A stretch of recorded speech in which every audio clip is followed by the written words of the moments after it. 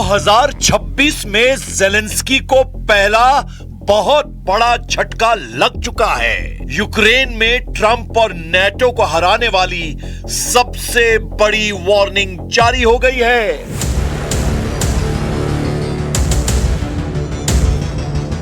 दो 2026 में पुतिन ने यूक्रेन वॉर जोन को ऐसा दहलाया है कि नए हमले को अमेरिका की बड़ी बेइज्जती वाला अटैक कहा जा रहा है।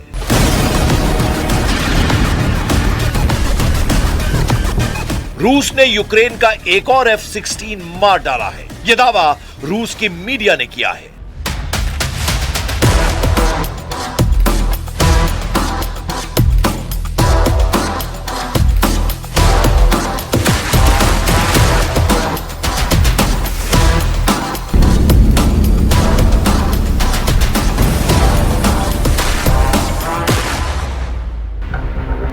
रूस की तरफ से दावा है कि उसके S-300 एयर डिफेंस सिस्टम ने F-16 का शिकार किया है। F-16 यानी वो फाइटर जेट जो अमेरिका की मर्जी के बाद बहुत भरोसे के साथ ज़ेलेंस्की को दिया गया था। यह ऐसी खबर है जिसने 2026 की शुरुआत में ही उस भरोसे को तोड़ दिया है जो पूरा यूरोप ज़ेलेंस्की पर करने के लिए तैयार है। लेकिन F-16 को गिराने वाली मिसाइल ने यूरोप के दो धुरंधर फाइटर जेट्स को उड़ान से पहले ही बड़ी धमकी दे दी है। धमकी साफ है कि ज़ेलेंस्की को बचाने वाला कोई नहीं बचेगा, चाहे वो अमेरिका का F-16 हो या फिर फ्रांस का रफाल या फिर स्वीडन का ग्रिपेन। पुतिन सबको चुन चुन कर मारेंगे। ये तीनों लड़ाकू जहाज इस वक्त व्लादिमीर पुतिन के टारगेट पर हैं। पुतिन बता रहे हैं कि एक एक विमान को उनका एयर डिफेंस सिस्टम तबाह कर देगा। पुतिन ने यूक्रेन के आसमान में क्या खेल किया है वो देखने से पहले चलिए ज़ेलेंस्की की राजधानी कीव और एक और बड़े शहर खार्किव में।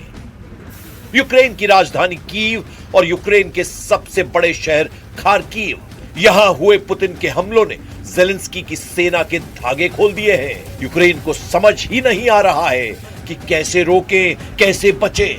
पुतिन की मिसाइलों और रूस के ड्रोन ऐसा कहर मचा रहे हैं कि अब ज़ेलेंस्की के पास छुपने के लिए छत नहीं बची है। Зараз знаходимося на одному із інфраструктурних об'єктів міста Києва. Пошкоджені. Наші комунальники працюють і вдень, і вночі для того, щоб усунути пошкодження, для того, щоб надати теплопостачання. Складна робота. Я хочу щиро їм подякувати за всю роботу, яку вони виконують в екстремально низьких температурах, які зараз спостерігаються в нашому місті. Роботи дуже багато, але працюємо і переконані, що ці виклики ми подолаємо। पुतिन 2026 की शुरुआत में ही ओरेशनिक मिसाइल दागकर ज़ेलेंस्की को हैप्पी न्यू ईयर कह चुके हैं। ऐसे में 2026 के युद्ध को कंट्रोल करने के लिए ज़ेलेंस्की से यूरोप ने 3 बड़े वादे किए हैं। तीनों वादे ऐसे जिसमें पुतिन को टक्कर देने के लिए बड़ी आग शामिल है। पहला वादा, अमेरिकी फाइटर जेट F-16 के 87 विमान। दूसरा वादा, फ्रांस का फाइटर जेट रफाल 100 विमान। तीसरा वादा, स्वीडन का फाइटर जेट ग्रिपेन 150 विमान। ये तीनों वादे यूक्रेन को जंग जिताएंगे, इसके ख्वाब ज़ेलेंस्की लगातार देख रहे हैं। लेकिन 2026 की शुरुआत में ही ज़ेलेंस्की की वो गोल्डन ड्रीम वाली उम्मीद के पर खच्चे उड़ गए हैं। जनवरी के पहले हफ्ते में ज़ेलेंस्की ने एक ऑपरेशन तेज करने का ऑर्डर दिया। यूक्रेन के एक सीक्रेट अड्डे से F-16 फाइटर जेट ने उड़ान भरी।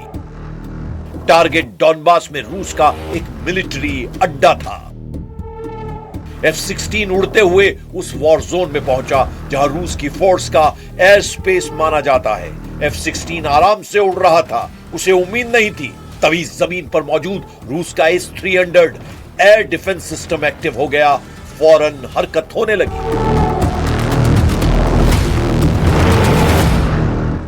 आसमान में यूक्रेन का F-16 और जमीन पर रूस का S-300 एयर डिफेंस सिस्टम, दोनों की टक्कर अब तय थी। 150 किलोमीटर तक टारगेट को खत्म करने वाला S-300 का रेडार एक्टिव हो गया और उसने F-16 को ट्रैक करना शुरू कर दिया।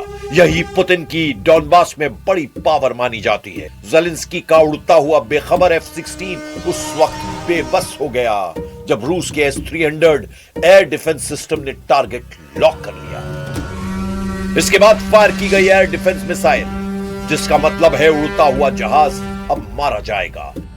हजारों मीटर ऊपर आसमान से F-16 से मिसाइल टकराती है, जहाज गिरने लगता है, ज़ेलेंस्की का हवाई गुरूर मारा जाता है। रिपोर्ट है कि S-300 सेल्वो फायर किया, यानी एक के बाद एक 2 मिसाइल दागी गई और इसी तरह ज़ेलेंस्की का F-16 ढेर हो गया। अमेरिका के आदेश पर यूक्रेन को 87 F-16 मिलने हैं।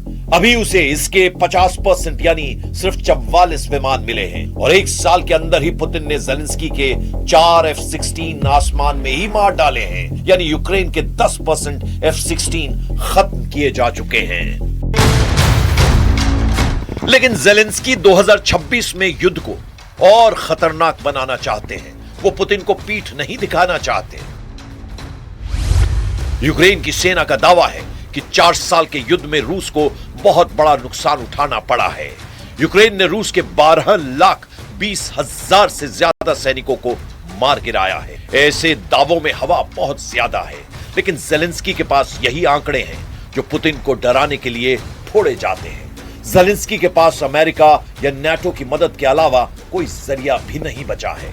І фактично кожного дня ми продовжуємо спілкування з американською стороною. Сьогодні Рустем Умєров знову був на контакті з американськими партнерами. Це наше стратегічне завдання. Діалог з Америкою має бути на 100% конструктивним. F-16 को गिराए जाने के बाद ज़ेलेंस्की की सेना ने एक वीडियो वायरल किया है, लेकिन इस कॉकपिट वाले वीडियो में पायलट सुखोई 27 उड़ा रहा है, न कि F-16।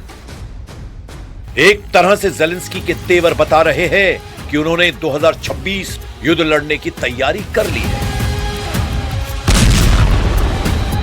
क्योंकि व्लादिमीर ज़ेलेंस्की को रूस से लड़ने की नई गारंटी मिलने जा रही है। इस गारंटी में सबसे बड़ा नाम है Gripen fighter jet. Zelensky Sweden से ऐसे 150 लड़ाकू विमान खरीदना चाहते हैं ताकि रूस की एयरफोर्स को टक्कर दी जा सके। 2026 इसकी डिलीवरी मुमकिन है। ज़ेलेंस्की खुद इस फाइटर जेट का जायजा ले चुके हैं। ग्रिपेन एक चौथी पीढ़ी का लड़ाकू विमान है जो एक इंजन से चलता है। ये एक मल्टी रोल फाइटर है और तकनीक के मामले में यह अमेरिका के F-16 या यूरोप के टाइफून से कम नहीं है। एयर टू एयर और एयर टू ग्राउंड मिसाइलों से लैस ग्रिपेन ज़ेलेंस्की के लिए एक सस्ता विकल्प माना जा रहा है। इसे बनाने वाली कंपनी का दावा है कि ये रशियन लड़ाकू विमानों का बखूबी मुकाबला कर सकता है। अभी ये विमान दक्षिण अफ्रीका, थाईलैंड, ब्राजील, चेक गणराज्य और हंगरी की वायु सेनाओं के पास है और ये फाइटर NATO के कई मिशन में भी शामिल रहा है। ज़ेलेंस्की की बाजुओं को मजबूत करने के लिए डोनाल्ड ट्रंप न सही तो यूरोप सही, यूरोप के कई देशों ने अपने हथियार गोदाम खोलने का फैसला किया है। पुतिन से और लंबा युद्ध लड़ने के लिए अब यूरोप ने यूक्रेन को कांटेदार हथियार सप्लाई करने की तैयारी कर ली है। इसमें ब्रिटेन है, इसमें फ्रांस है और इसमें जर्मनी है।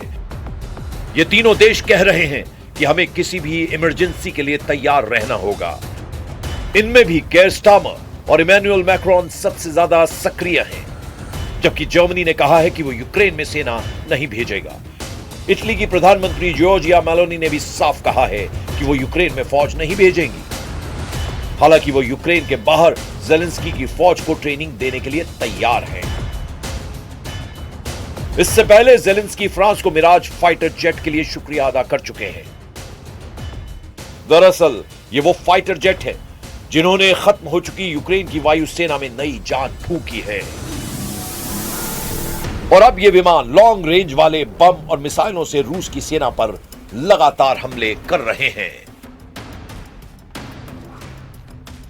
इस वक्त यूक्रेन की हालत बहुत ज्यादा खस्ता है। क्योंकि पुतिन के ड्रोन और क्रूज मिसाइल अटैक ने कीव समेत यूक्रेन के कई शहरों में अंधेरा मचा दिया है। पुतिन की सेना अब यूक्रेन के उन ठिकानों पर हमला कर रही है जहां से बिजली सप्लाई होती है। लिहाजा यूक्रेन के शहर अंधेरे में डूबे हुए हैं। हड्डी गला देने वाली सर्दी से पहले यूक्रेन पर ऐसे खतरनाक हमले पुतिन का ऑपरेशन ब्लैकआउट कहा जा रहा है, जिसमें पुतिन के अंदर अब यूक्रेन के लिए रहम के लिए कोई जगह नहीं बची है। इसी ऑपरेशन ब्लैकआउट को टक्कर देने के लिए ज़ेलेंस्की अब लॉन्ग रेंज वाले हथियार चाहते हैं ताकि रूस के ऐसे ठिकानों पर जवाब दे सकें जहां से पुतिन यूक्रेन पर लंबी दूरी के अटैक लॉन्च कर रहे हैं। फ्रांस के राष्ट्रपति इमैनुअल मैक्रोन ने 10 कदम आगे बढ़कर यूक्रेन की मदद करने का फैसला कर लिया है, या ये कहें कि वो अब ज़ेलेंस्की को बचाने के लिए पुतिन से सीधी टक्कर लेने के लिए बेकरार नजर आ रहे हैं। इसीलिए 2026 में युद्ध को तेज करने के लिए यूक्रेन का बड़ा गोला बारूद और लड़ाके अब फ्रांस से सप्लाई होने की बात साफ हो रही है।